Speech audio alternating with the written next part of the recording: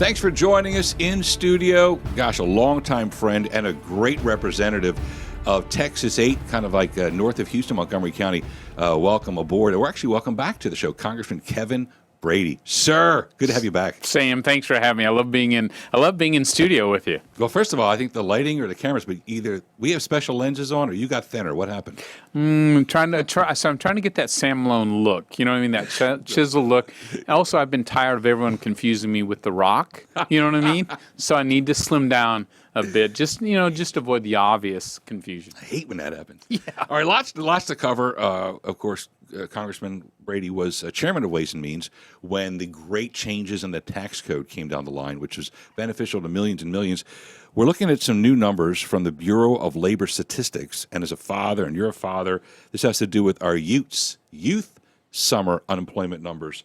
Sir, these are historic right now. Yeah, more good news in the economy and getting people back to work. So the new numbers for the youth unemployment or employment is at the best in 50 years. So a lot more young people are finding not just part-time jobs, but full-time jobs, and they're paying more as well. And, of course, this comes on top of the best unemployment numbers for our Latinos, African Americans, those with disabilities, women. One of my areas I always look at is workers who don't have a high school graduate degree, even not even GED. They're always the first ones to be laid off, the last to be rehired. Their unemployment is at the best in decades as well. So look, the people you most want to help in tax reform with the strong economy, they're the ones who are getting the help. Large numbers of high school and college students, they take on the jobs. This summer, youth labor force grew by 3 million. How many families were positively impacted by that, Congressman Brady? That's less allowance you have to give them. They can go out and take, their own dates and gas money, things like that, to help the economy. And it's saving for college, whether it's a trade school, junior community college, or full-time college, less money they have to borrow going forward. And I know a lot of families, including our neighbors. Burger King the other day, I looked up, there was our neighbor's daughter, wonderful young person, saving for school that starts in a couple of weeks. So it matters in a lot of lives. Love it. Congressman Brady with us. Speaking of money being spent, revenue collected by the government, Congressman Brady, is up, which, that means the economy's growing, just flat out.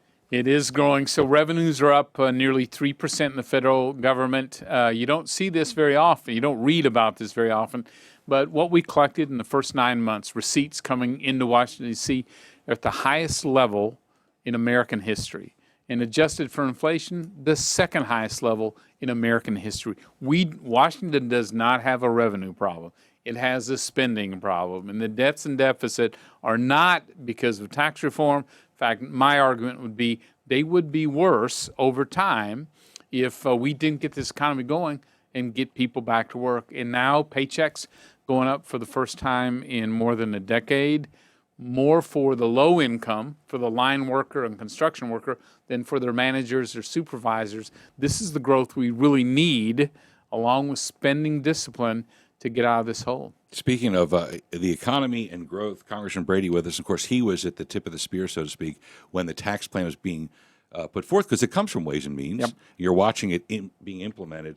Now the media, and many in the media, are kind of having fingers crossed for a recession, which is really odd that we live in a time when people are rooting for the economy to go down so they can vote President Trump out of office. Yeah, it's pretty sad. And I think, frankly, Democrats have a narrative. It's Russia, racism, recession, all false narratives, but too often carried by media as well.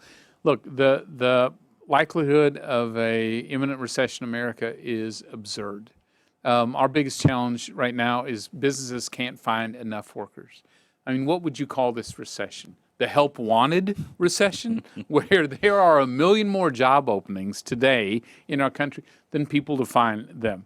You go to a job fair, there's more people lined up behind the table, human resource managers, looking for workers than there are available. And so, our growth is solid. Manufacturing, we've added 500,000 more jobs the last 2 years in American manufacturing after a decade of losing them.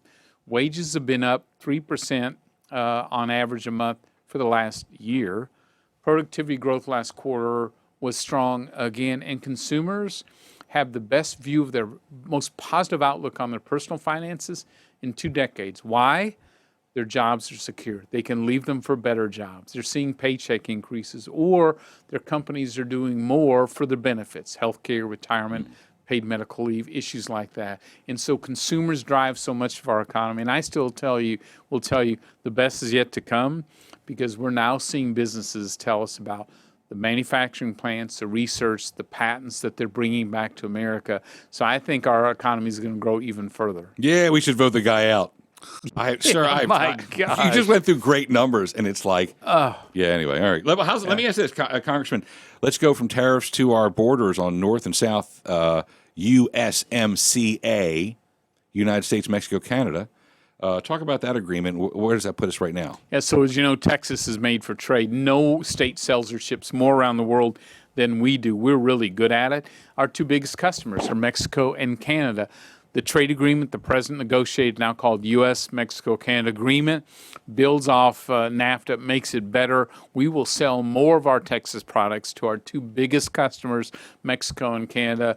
It has a lot of other improvements that mean another 170,000 jobs for America, a lot of them here in our state. So it's really crucial that we build Republican and Democrat support for this agreement. And for Democrats, this is a dream agreement, dramatically better than NAFTA is today. And so we're hopeful, we're working toward getting this to the president's desk this year, but it all depends on how Speaker Pelosi, if she allows the president to send this to Congress so we can get it passed. Congressman Brady with us in final thought. Thanks for being the party that supports Israel 100% of the time, up in north, south, east, west. What we're seeing from the Democratic Party is quite troubling to our number 1 ally in that region. I'm stunned about where Congress has gone on Israel, our closest ally in a really tough neighborhood, to say the least. There has always been bipartisan support for Israel and for their values, but that's gone. I think with this Iran nuclear agreement, partisan, helps Iran actually weaponize themselves to attack Israel and other allies. Amazing. Now the attacks from Democrats, anti-Semitic support for economic war against our friend Israel. I've just never seen it before. It's a stunning turnaround, and it needs to be called to account, because when you use that anti-Semitic hate speech, when you're on Foreign Affairs Committee, and with those types of beliefs against key allies like Israel, it's pretty troubling. So, Sam, it is. I'll tell you what. This one keeps me awake at night. It's sad. Well, we appreciate all you do.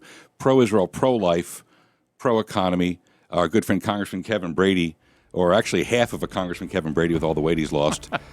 Excellent job, and thank you so much for taking the time to join us here. Sam, my pleasure. And again, thanks to you being such a champion of free enterprise, open markets, free trade, pro-life, religious freedom. You just have the whole package, so thank you. I appreciate it. Thanks for joining us.